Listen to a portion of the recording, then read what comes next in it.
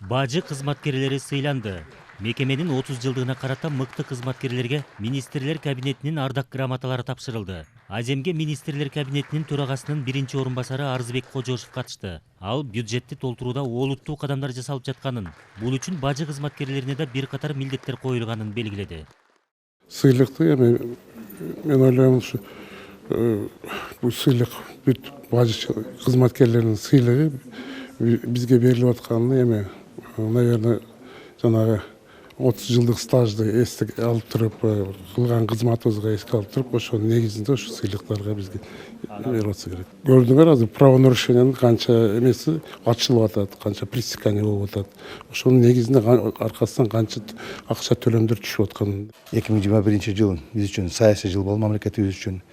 Билесиңер өзүңөр канча шайлар өттү. Саясий туруктуулук эми болду. Биз эми саясий туруктуулуктан кийинки жылы экономикалык өсүшкө өтүшүбүз керек. Ошон үчүн баардык күч аракеттерибизди жумшашыбыз керек. Булардын астында абдан чоң бийик мындай милдеттенмелер турат. Ошолорду булар аткарыш керек. Бажы кызматынын негизи, биз бажы кызматынын образын биздин карапайым элдерди өзгөртүш керек деп ойлоймун.